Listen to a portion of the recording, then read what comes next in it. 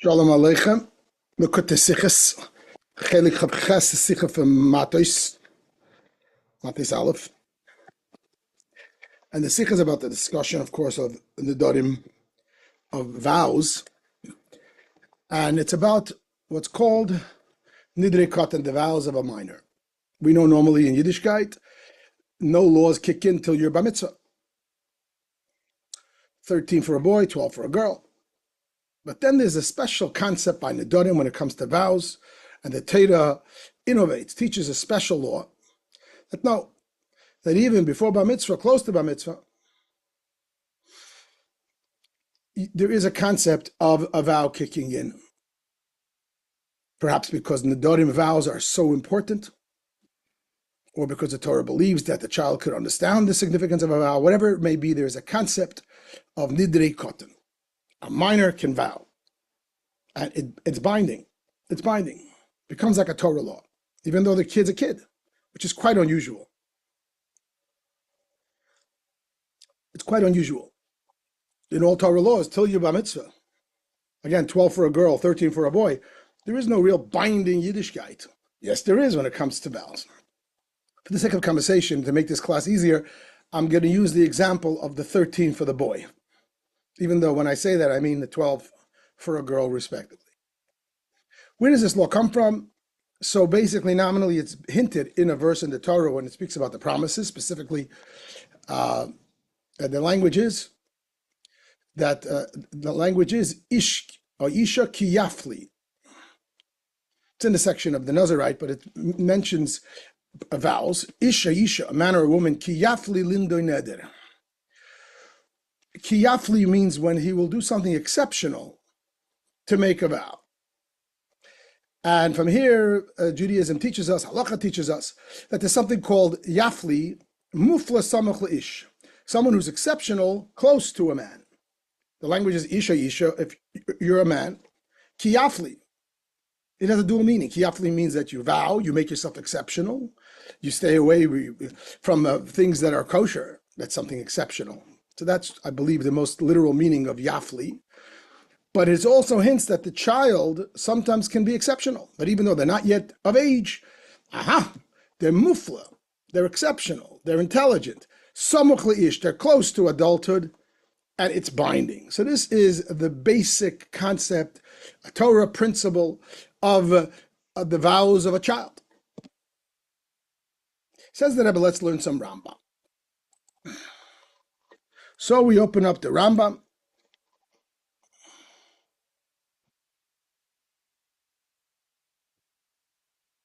And the Rambam gives us this law.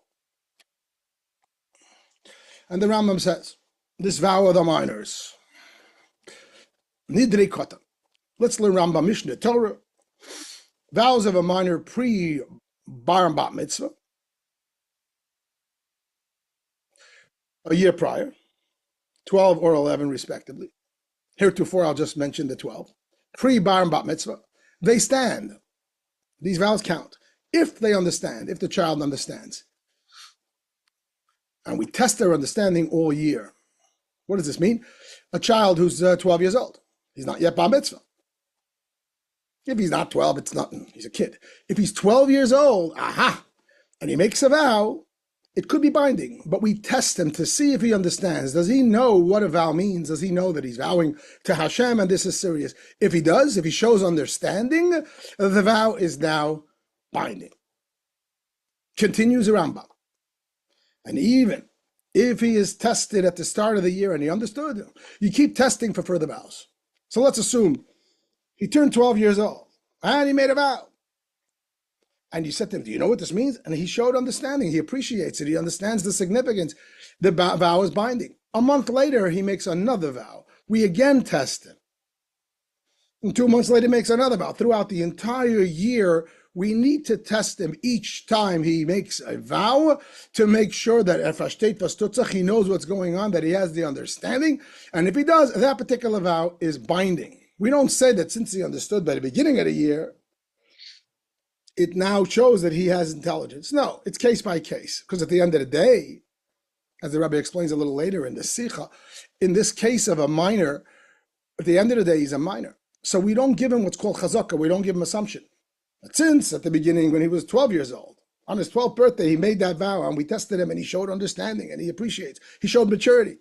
That's already who he is. No, a kid remains a kid, and therefore we check it again for every future subsequent possible vow throughout the year. Because at the end of the day, he's a child, and we don't know. Maybe he had a good day. Maybe that day he had a good day. We don't assume understanding. So the question is a massive question that the Rebbe asks on the Rambam.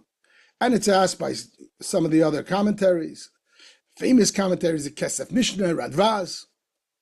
Where did the Rambam get this from? We know the Rambam doesn't make up halachas. It's based on the Gemara. Where did the Rambam get this law? Let's see what it says in the Gemara. I want you for now to ignore version B. Version A, which is really the published version, open up any Gemara. Open up your Shas that you got as a chassan, tractate Nida. Don't get nervous if it has some dust on it. And I believe it's page 45. I don't know. Look at the footnote. Open up tractate Nida. The Gemara says not what the Rambam says. The Gemara says that throughout that whole year, the law that we test the child for their knowledge. What does it mean throughout the whole year we test them? That even if they did not understand the first time, for the next vow, we retest them. It's the opposite of Rambam. That even, let's say, on the 12th birthday, the kid made a vow, and we tested him, and he didn't pass the test. He shows his lack of intelligence. He doesn't know what it means a vow. He doesn't know what it means to whom we're really vowing. He doesn't know anything. All right, assume a month later he makes another vow. We test him again. Maybe now he matured. That is what it says in the Gemara. Rambam says something different completely. Rambam says the opposite, that when he's 12 years old and he was tested and he understood, we still keep testing him. This is not what it says in the Gemara. And it's like, where did he get it from?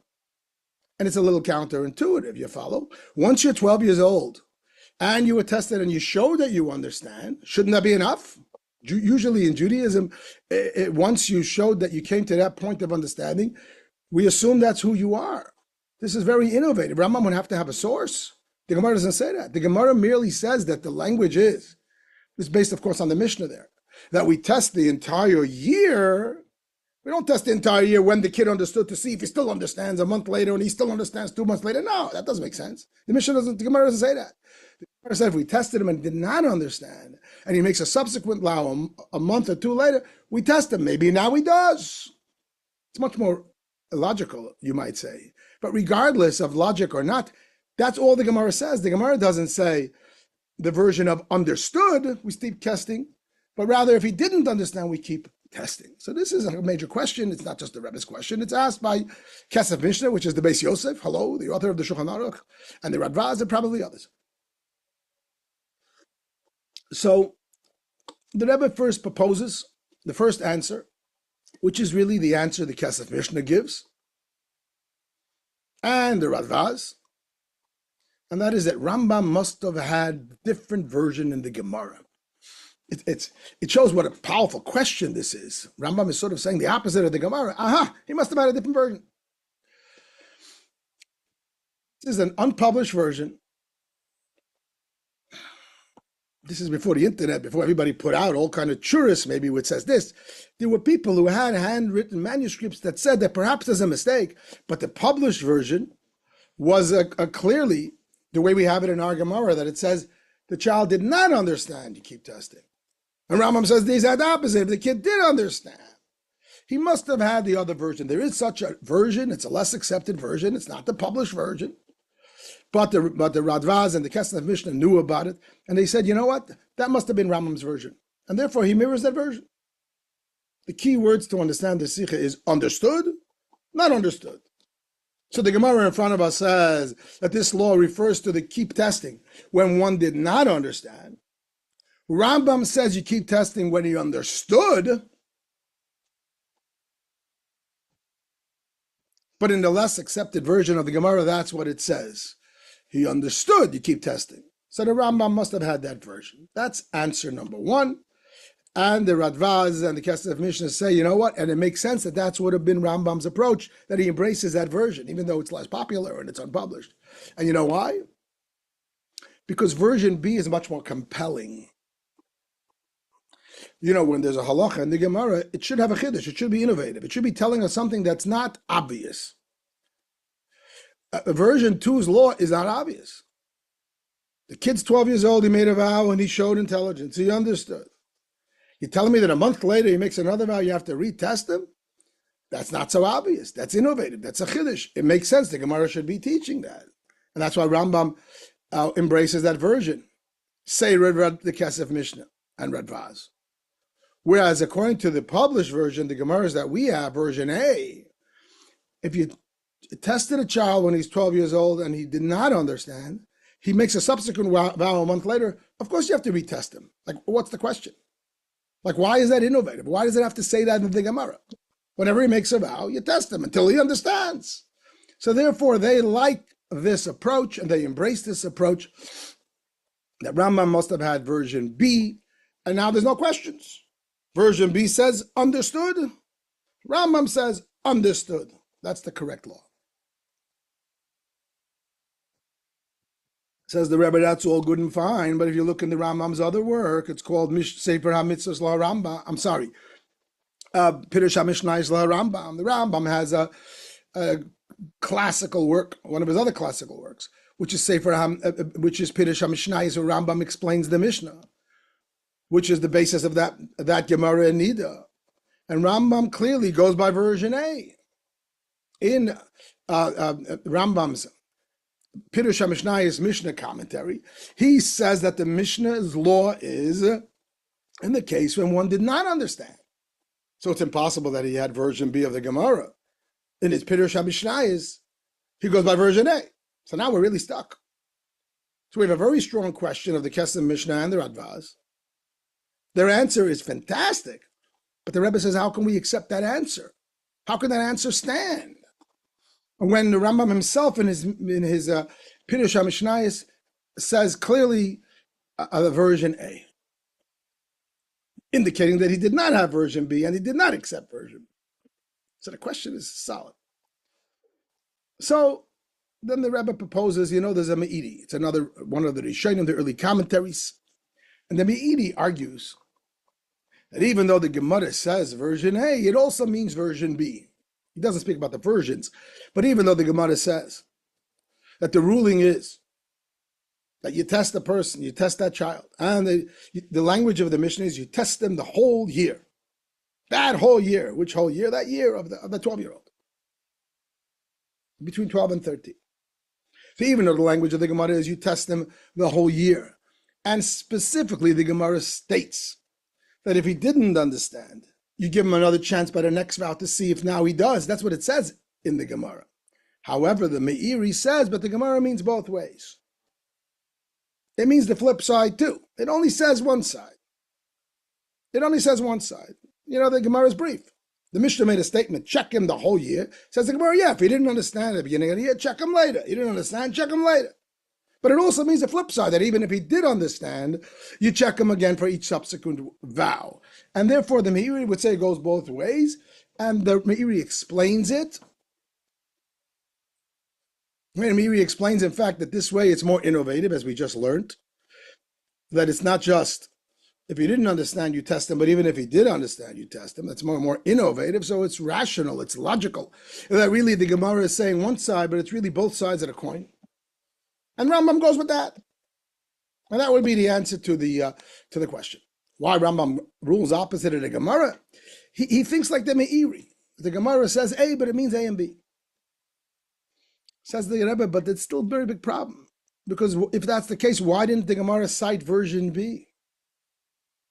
If the Gemara meant both ways, it actually should have cited version B, because version B is much more novel, as we've been explaining. Version B is a huge chidush. It's a huge novelty.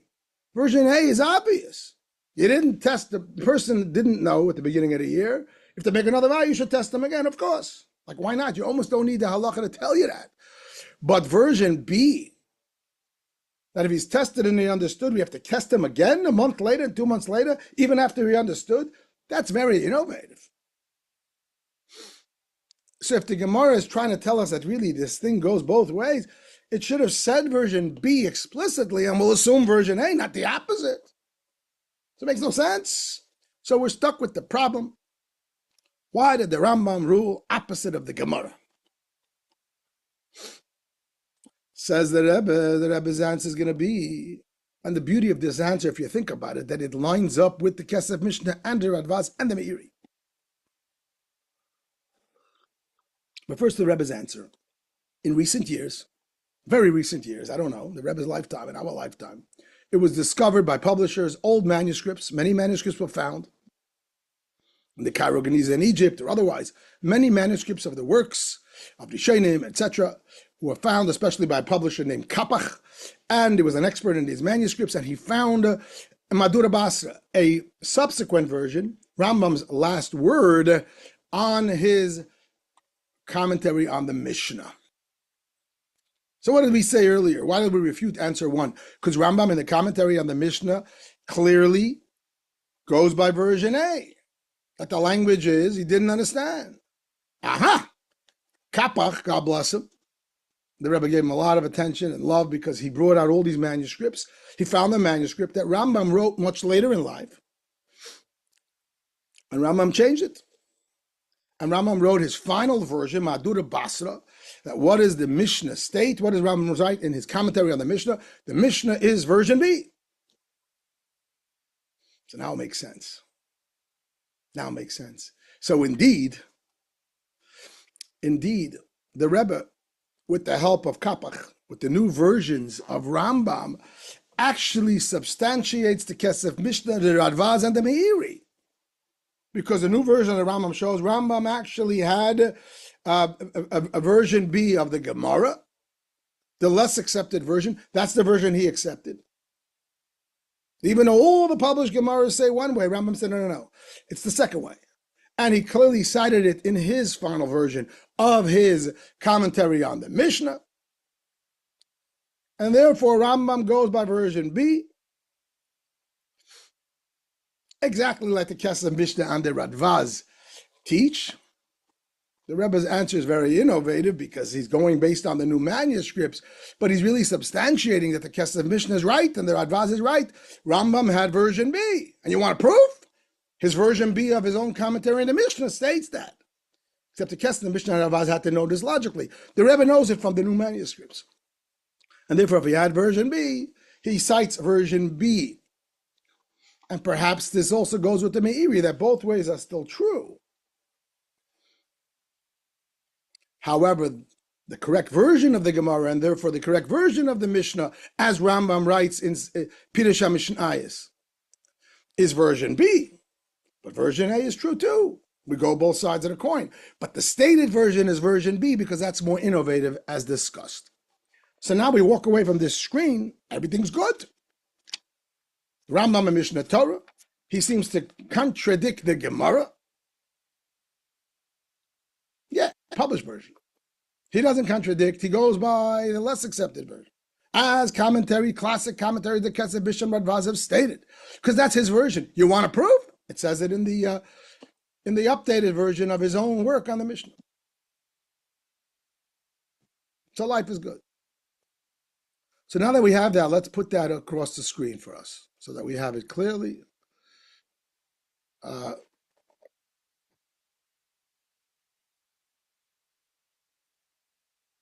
Get my picture out of the way here. Okay, so now, again, let's review. We have the Rambam. Rambam's version is, as I bolded it, the Testament and the understood. We ask why Rambam goes against the Gemara, and our final answer is the recently discovered Mishnah commentary of Rambam goes by version B. There's a version B of the Gemara. So now you have the whole story in front of you. You have version A of the Gemara, which matches version A of the Rambam's Mishnah commentary, that the person didn't understand when they were tested. You still keep testing them. But in fact, there's a less accepted version that says understood, which matches up with the recently discovered updated version, final word, Madura Basra, of the Rambam's commentary on the Mishnah, which is he did understand. So we answered the question on top of the screen. Why would Rambam rule opposite the Gemara? He didn't. He had a different version of the Gemara. However, we have a follow-up question. Why did Rambam choose as his final word the less accepted version? The Gemara is widely accepted. It's in all the published Gemaras. And Rambam embraced it. That means it makes sense to him. Even though we argue, like the Radvaz and the Kesef Mishnah had taught us, that it's too obvious that that's the version of the Gemara. If you tested someone they didn't understand, you should test them a month later. Like, why not? Of course. Doesn't matter. Rambam accepted that version. That was in his published version, and that's how it's published in the Pirush HaMishnayos in his own commentary. The first version, which has gone out and become part of Jewish law. Many halachists base it on that. But then we found out, because of Kapach, that later in life Rambam changed his mind. Why would he change his mind? Why not go by the published version of the Gemara? What was so compelling to the Rambam to say that no, that there's a mistake in the Gemara and he's using the less accepted version? There has to be a compelling reason for this, why Rambam is doing this. Essentially, what the Rebbe is going to do now is the Rebbe is going to show us. We have two versions in Rambam based on two versions in the Gemara. We don't have two versions in Mishnah Torah. Mishnah Torah is the final word, which goes based on version B of Rambam, his final word, which is beautiful. So one must say that Mishnah Torah was written later, I guess, in life. I don't know. After Rambam embraced version B. But we have two versions of the Gemara, the published and then the non-published.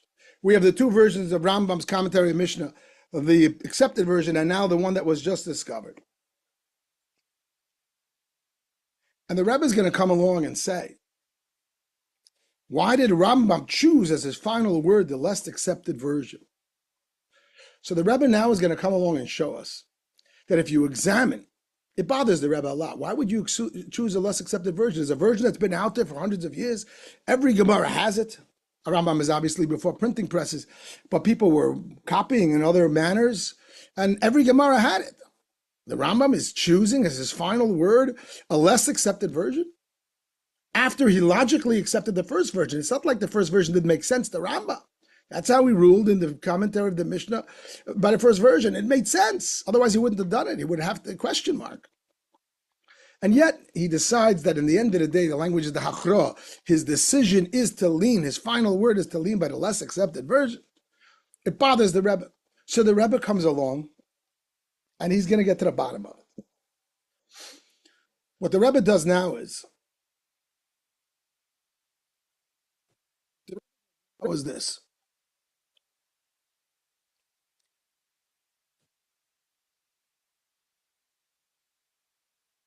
The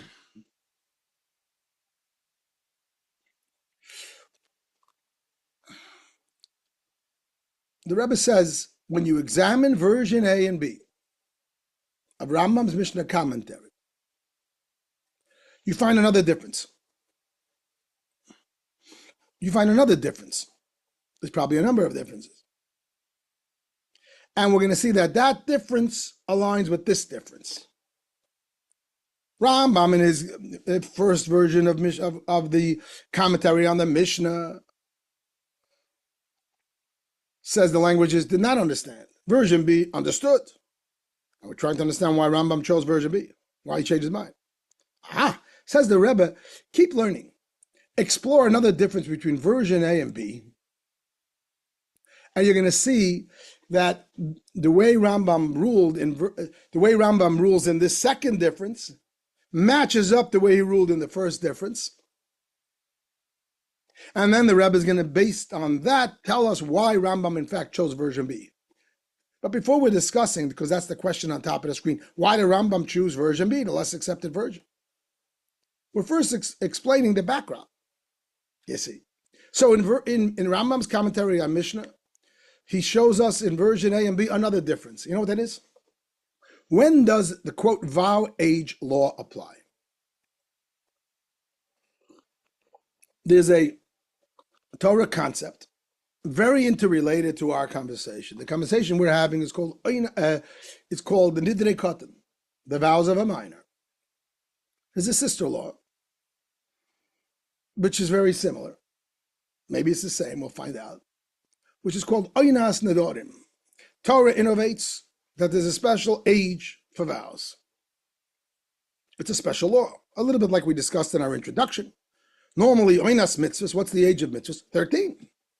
And for a girl, 12. Oynas mitzvahs, the age of mitzvahs is 13. Till that time, you have no obligation whatsoever.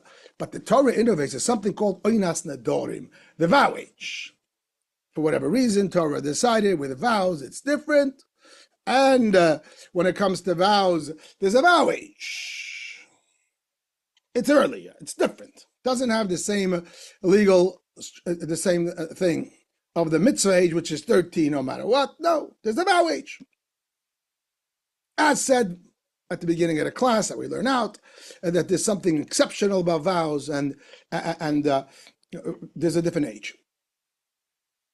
When is the vow age? Another way to phrase this is the vow age, which is a Torah principle, biblical principle, one and the same as the law of the minor, the vow of the minor, or are they not?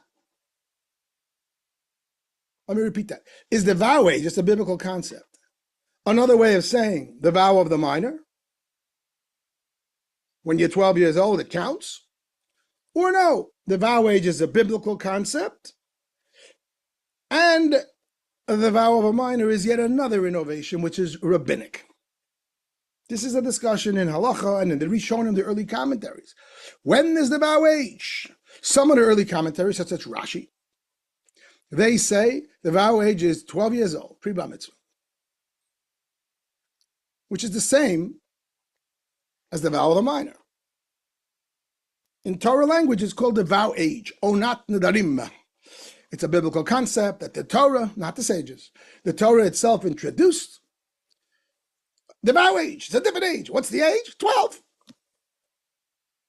And for a girl, 11. The vow of the minor, vow age, same thing, just different language.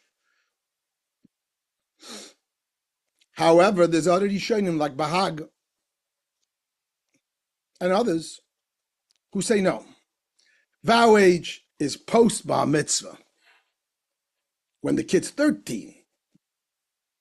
So what's the big deal that it's a vow age? That's the age of every mitzvah. There's something special by a vow that normally, technically by Jewish law, that even though the kid's 13, you have to make sure that he has signs of maturity, has the pubic hairs, etc., in order for really to be obligated in the mitzvahs. However, when it comes to vows, once he hits 13, he's the vow age, even if there's no signs of maturity, even if he's lacking those signs of maturity. But before 13, there's no vow age. This is how many of the Rishonim, including the Bahag, rule. Based on this, the vow age and the vow of the minor are two separate things. This is a very important pivotal part of the Sicha to get straight. According to this approach, the Bahag's approach, vow age is a biblical concept. Torah says you're 13, but you don't have signs of maturity. And therefore, by all rest of the mitzvahs in Torah, technically, you don't really have the obligation. When it comes to vows, as long as you're 13, presto, you're in the vow age. Even if you physically maturity is like a child. What about vows of a minor? According to this approach, according to the Bahag's approach, vow of a minor is a whole different ballgame. Vow age is not a minor, he's 13. Vow of a minor is a year earlier, and this is a rabbinic law. The Rebbe quotes one of the great commentaries of Rogat Shaver, who reads this in Rambam, that the vows of a minor are actually rabbinic, and it's even a year earlier. So this is a very important pivotal part of the Sicha, like I said, opening up this concept that in addition to Oynas, to Nidrei Katan, the vows of a minor, which is the discussion of this Sicha and the discussion of this Rambam, there's a separate conversation, a separate term called Oynas Nedarim, the vow age. And there's two ways that that is perceived. Again, just quickly recapping. Is vow age identical with vow of a minor? Namely, 12 years old. And many commentaries, Rishonim, believe that, including Rashi. Torah makes a special dispensation. Mufla samach liyish. He's exceptional. He's almost a man. 12 years old, it's vow age. It's biblical. And that's the same identical message of the vows of a minor, or no? There are two sister laws. The biblical application is vow age when the kid's 13. However, without the maturity signs, which normally would preclude him from being obligated to mitzvahs. In this case, we call it oinas nadarim. It's special as opposed to the regular laws, oinas mitzvahs, the time of mitzvahs, which is 13 with maturity signs. No, without the signs, it's still a come of age. What about nidrei katan? What about that law? The vows of a minor, it's a rabbinic addition. I guess since the sages saw that the Torah, it's very lenient or strict, if you will, when it comes to vows, that even though the kid is 13, but he doesn't have the maturity signs, it still kicks in. Come along the sages and say, aha, Torah believes that when it comes to vows, we have to be extra careful, and etc. Maybe with vows, it doesn't require so much wisdom, even if the kid is not 13 yet. The kid's 12. The sages added the additional law of nidrei katan, the vows of a minor, as a rabbinic addition. Which one is it according to Rambam? We know where Rashi stands, we know where the Bahag stands. This becomes a halachic dispute, or Rishonim commentaries. Where does Rambam stand? Interestingly enough, says the Rebbe, open up Kapach's version. We have the Rambam's version of the Pirush HaMishnayos of his commentary in the Mishnah, the published version, and the new version, which Rambam is referring to as his final version. And we find that Rambam splits the difference. In his original published version, Rambam goes like Rashi, and in his final version, he goes like the Bahag. So the Rebbe comes along, this is brilliant, if you could say so, and says, now we'll understand why Rambam chose in the prior distinction to say what he said. That in version A, he went by the Talmudic version of did not understand. In version B, he went by the Talmudic version that he did understand, because that lines up with this. What's the connection? What's the connection of this version, of this approach, of this distinction to this distinction? Why would Rambam line them up? Why are they linked? So the Rebbe says because it has to do with the underlying thing. Why do vows of a minor count? That's the discussion of the Sicha, right? That's the Rambam that we're learning. When a minor makes a vow, 12 years old, halacha says it counts, if they understand what's happening. The question is why, on what basis?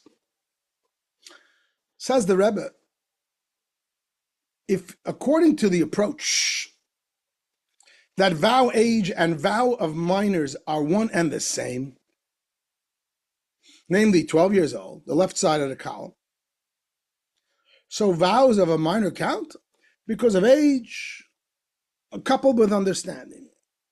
We're not sure exactly which is the overriding factor. Translate that.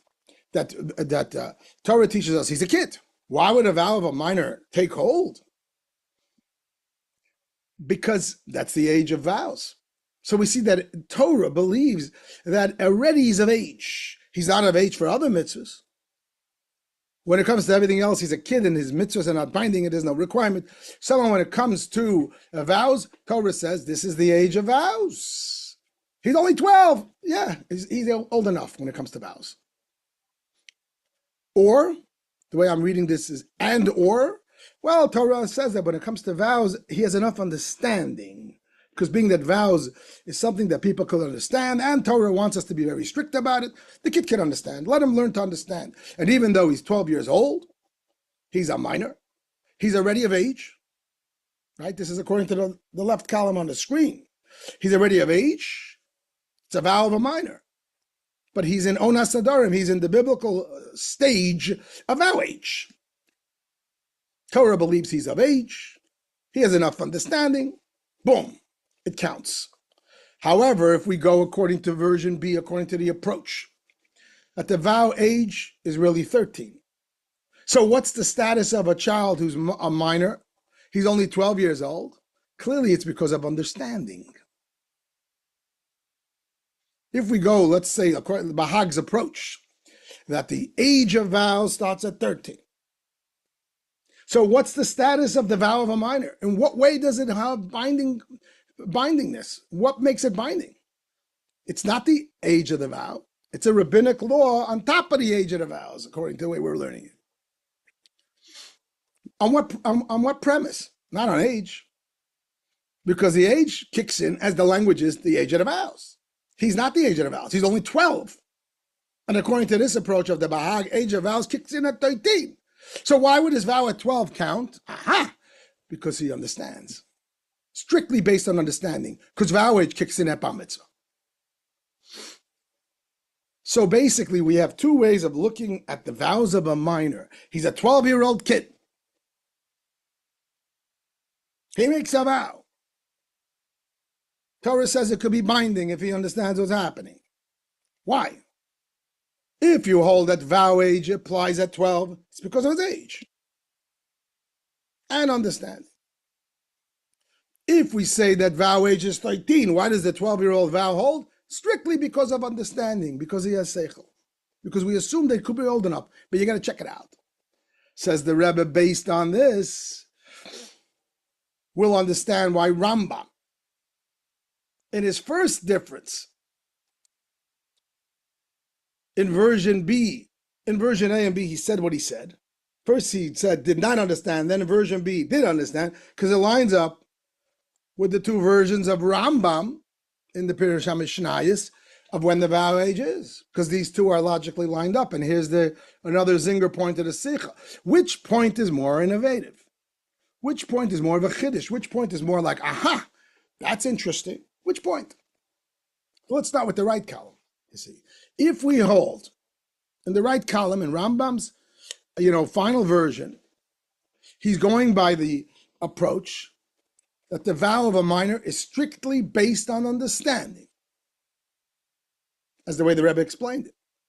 Because the age of vow doesn't kick in until 13. So you're telling me the vow of a minor is a rabbinic injunction, strictly based on understanding. So this makes sense that this is going to be a big chiddush, a big innovation. The vow of a minor is based on understanding. The kid's 12 years old and he made a vow. And he understood. It's binding. A month later, he makes another vow. We have to test him again? Why? He has already understanding. He's proved that he has the intelligence. And the vow of a minor is based on understanding. The test from a month ago should be good enough. Still in all, the halacha would say no. Test them a whole year. The language of the Mishnah. You test them the whole year. And this is very innovative. If the whole law of Nidrei Katan, of the vows of a minor, is based strictly on the fact that we assume that he has understanding, it's not based on age, because the age only kicks in at 13. So once he's 12 years old and he was tested and he proved to have the intelligence, that should lock it in for the whole year. Says the halacha, and this is a greater innovation. Aha! Yes, he understood when he was 12, but when he's a month later, you got to test him again, and a month later, you got to test him again. Whatever subsequent vows he makes, we don't assume that he has reached that level of understanding, and that's it. It's locked in. There's no such thing. You got to test every time, and this is very innovative. It's especially innovative because we're saying that this law of the vows of a minor is based on understanding. Understanding should therefore lock it in. It doesn't. It's innovative. As I'm writing that, since it's based on understanding, still we don't assume that he has understanding and we continue testing. According to this way, though, if we say he did not understand, obviously you keep testing. According to this version, that the vows of a minor is based on intelligence. He's 12 years old, he made a vow and you tested him, and he didn't understand. Should you keep testing him a month later? Obviously, the whole thing is based on understanding. Like, how not? How different? So therefore, Rambam is sort of forced, is compelled to choose the version understood.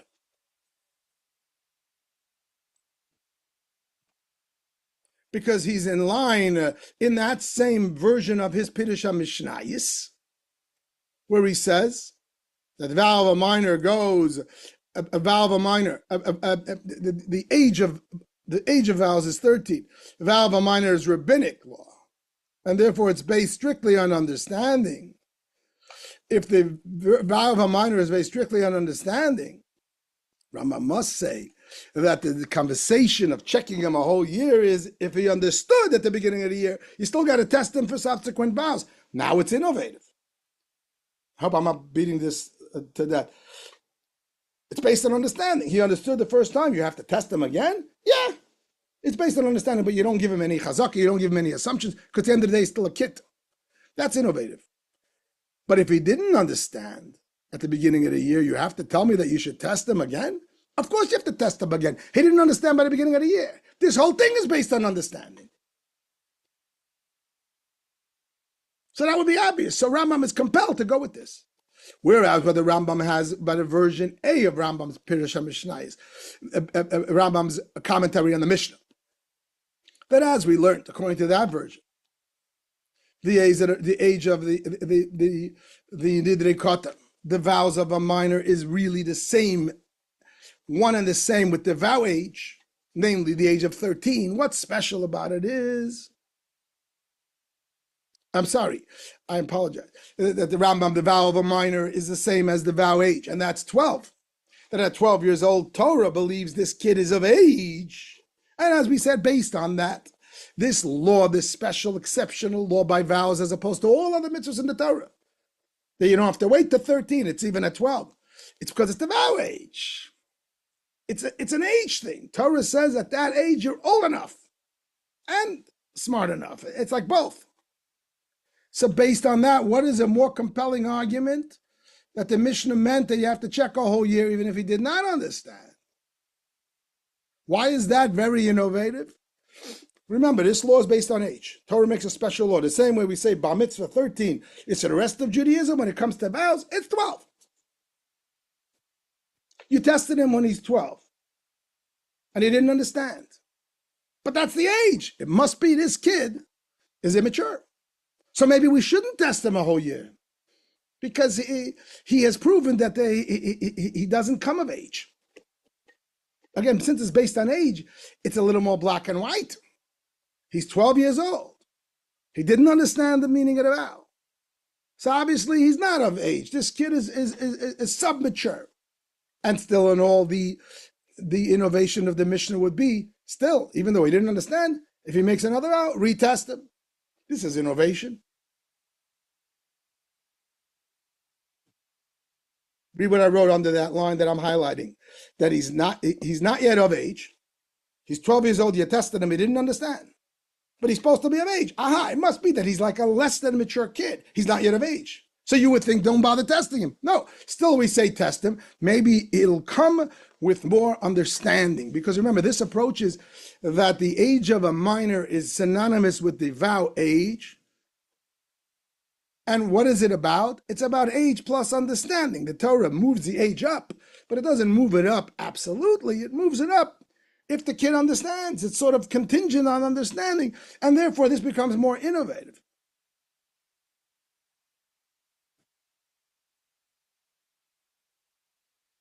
Whereas to say in this approach that the Mishnah means check the whole year even if he understood,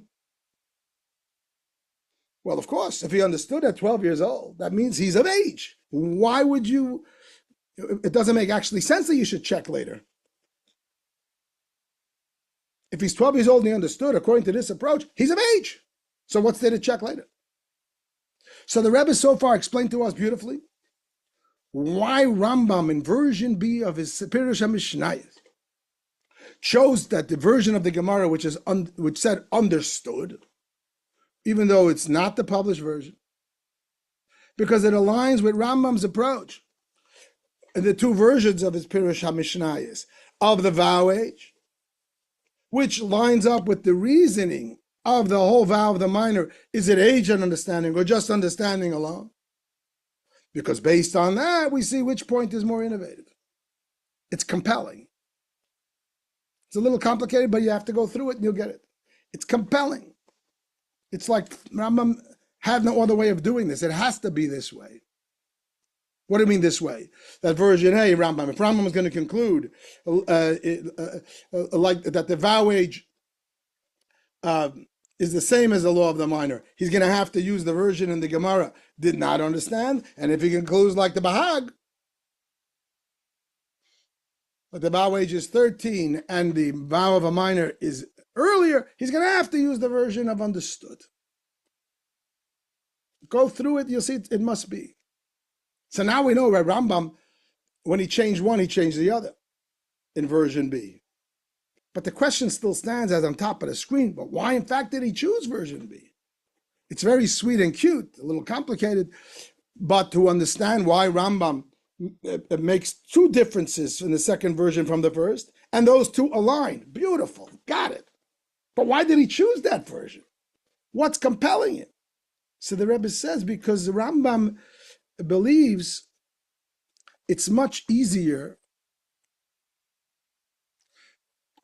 to conclude that the vow age actually is at 13. Because vows are very powerful things.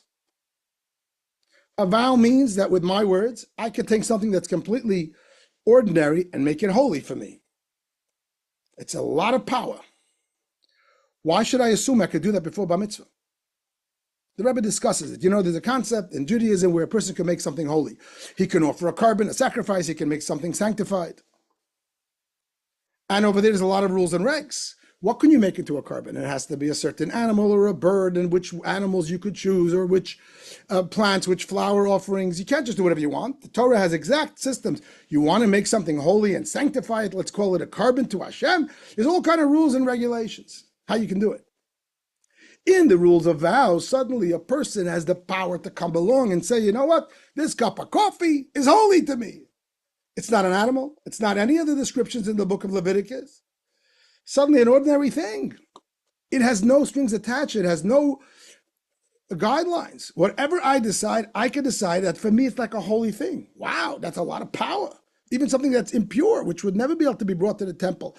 But for me, if a person vows it, that means that it takes on a holiness. Says the Rebbe, that's a great innovation by the laws of vows.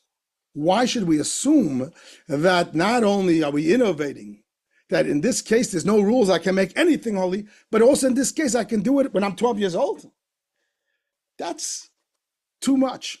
You know, when we're assuming a chiddush, an innovation, that the Torah is making a bombshell, a change, we can only assume the basic. We have to have reason. Why should we assume more than the basic?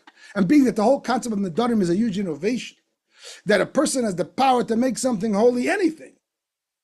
All the rules of the book of Vayikra are thrown out the window, and I can make anything holy. Okay, I'm accepting it. Torah teaches it. It's actually a beautiful thing. You can make something holy. But why should I assume that you can do it at 12 years old? So from Rambam's perspective, says the Rebbe, it's much more logical that the approach of version B, because the version B includes that when is the biblical time of Oinas Nedarim, of the time of the vows, where Torah says, not the rabbis, that my vow kicks in and I make something holy at 13. It's at least only one innovation.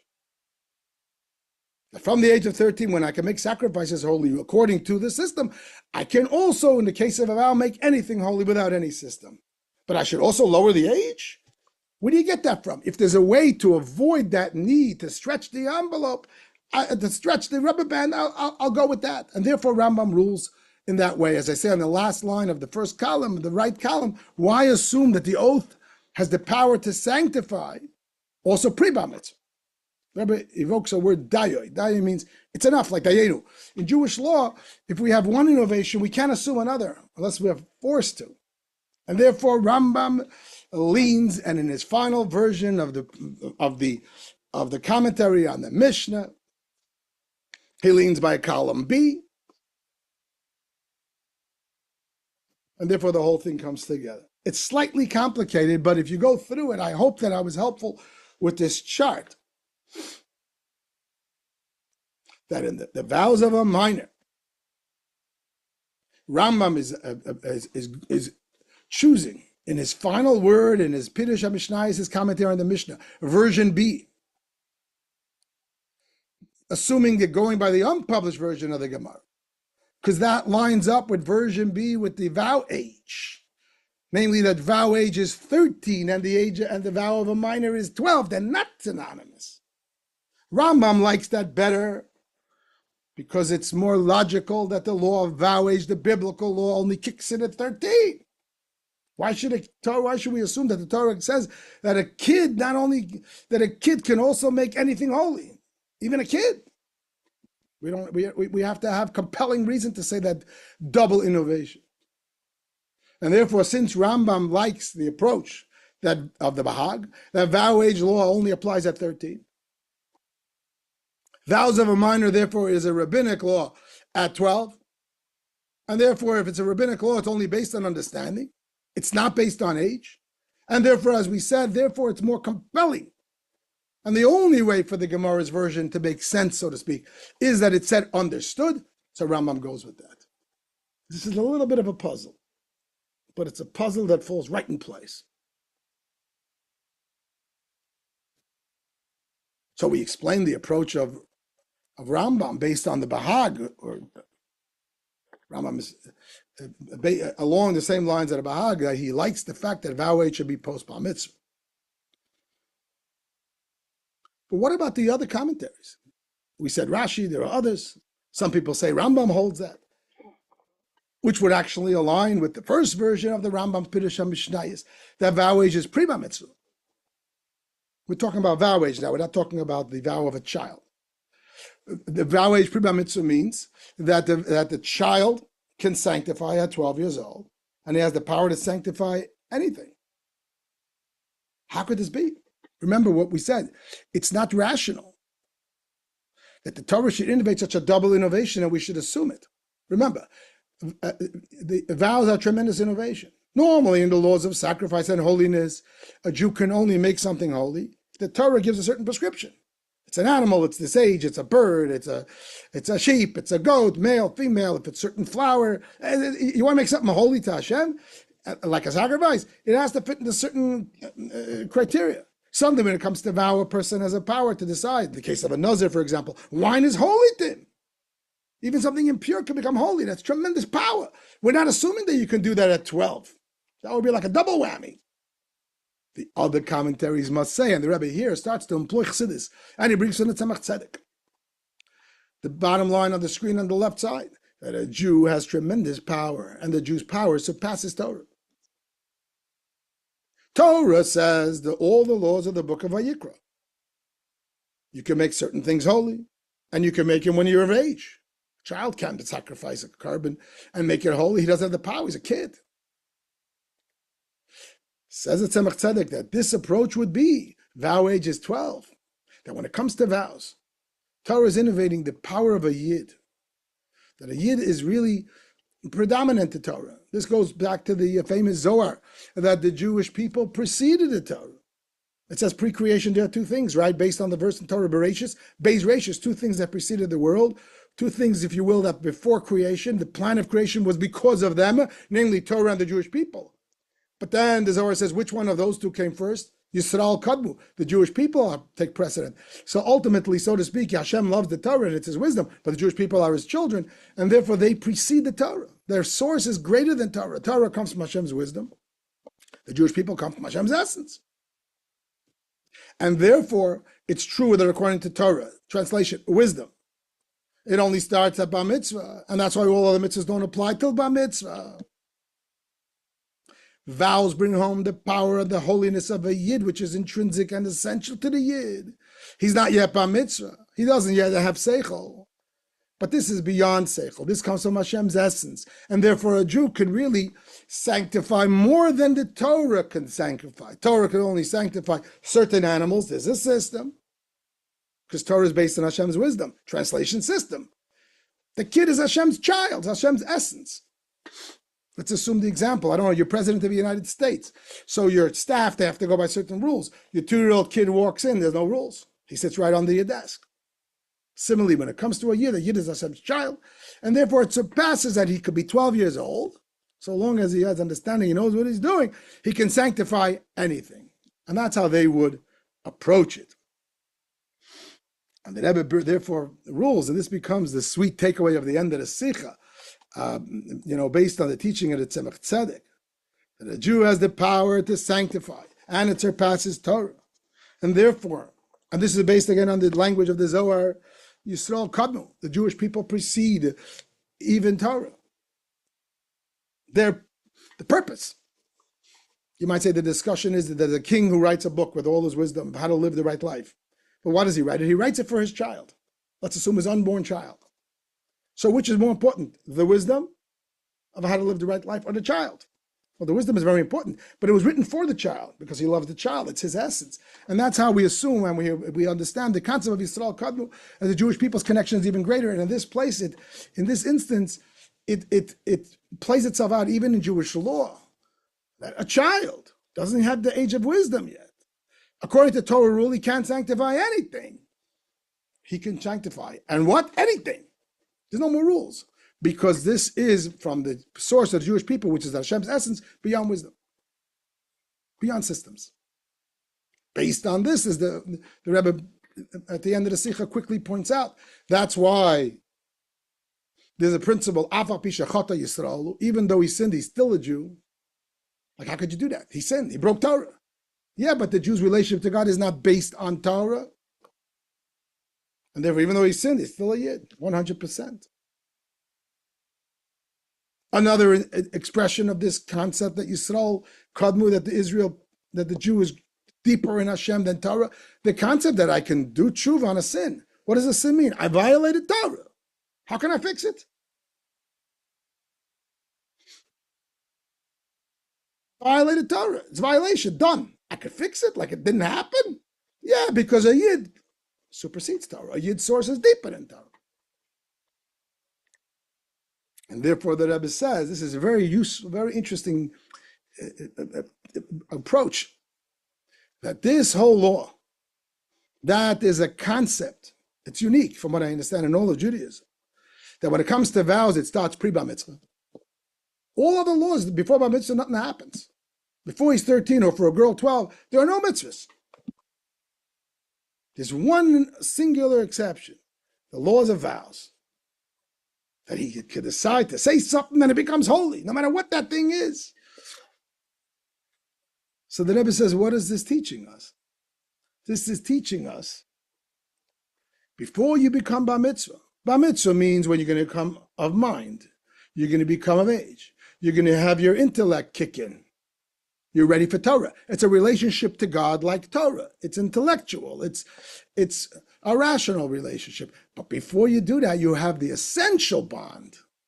And that's why the laws of Nedarim kick in just a little bit before bar mitzvah to tell the child, you know something, your connection to Hashem as a Jew doesn't kick in at bar mitzvah. It's not based on because Hashem is smart and wonderful and Torah is wonderful, now you're big enough to understand. Like people might interpret bar mitzvah. No. Your connection to Hashem is because you're a Yid.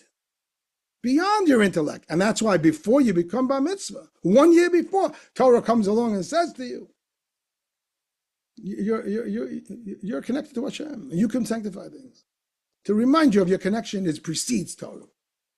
However, it's very important to point out, says the Rebbe, that this whole beautiful thing, the connection of a Yid to Hashem, precedes Torah. We know it from Torah. It's a very short, but I think this is a very important point. I want to finish with this. This whole beautiful concept, and it's a beautiful Chassidish concept. A Yid's greater than Torah. Even if he sinned, he's still a Yid. Even if he sinned, he can fix it with tshuva. He's only 12 years old. He can still vow, even though he doesn't have the Torah and wisdom. He has the essential bond. Wonderful. How do we know all these great ideas? We only know them from Torah. This whole concept that we're talking about, the vows of a minor, is from today's Torah portion. How do we know tshuva? From the Torah. How do we know the principle that even if you sin, you're still a Jew? From the Torah. I don't understand. I thought you said a Jew is greater than Torah. Why do we have to have Torah to find it out? The answer is, yeah, a Jew is essentially connected to Hashem, but you don't know about it without Torah. And I think there's a very powerful lesson. Often people in my community would come to me and I tell them what Chassidus says. A Yid is a Yid is a Yid. The guy could do every sin in the book. Never did a single mitzvah. God forbid. He's still a Yid equally to the biggest tzaddik. Hashem loves him equally to the biggest. True. If that's the case, the Yid comes to me and says, if so, why do you want me to put on tefillin? Why should I bother lighting Shabbos light? Why should I bother being kosher? Hashem is Shabbos. I'm a Yid as a Yid as a Yid. So and the answer is, of course a Yid's connection is essential, but you only reveal it through Torah. I always give the example that a Yid's connection to Hashem is a natural inborn thing. Assume the person is born with a natural talent, let's say for music. Think of the great musicians of history. Clearly it was a natural talent. You can't decide to become those great musicians. Clearly it's an inborn talent. However, somebody had to get him a violin or a piano. If he was sitting there and he wasn't using out the talent, what a pain. It never comes to the fore. So it's inborn, but it's developed, that inborn talent. Similarly, a Yid is a Yid is a Yid, but without Torah. If you don't put on your tefillin, you light your Shabbos, like you kosher and Shabbos, nebuch, you have a tremendous talent, but you don't bother picking up the violin, you'll never know about it. And this becomes, I think, one of the main takeaways of the Sicha, the section of vows, which is exceptional in Torah. The vow of a minor. You have to be an adult to make a vow, to make something holy. If you're a Yid, you make it holy. But how do you know it? You know from Torah. Torah, mitzvahs, Yiddishkeit, they're not secondary. They are actually the things that tell us how great we are beyond Torah. They reveal our essential bond.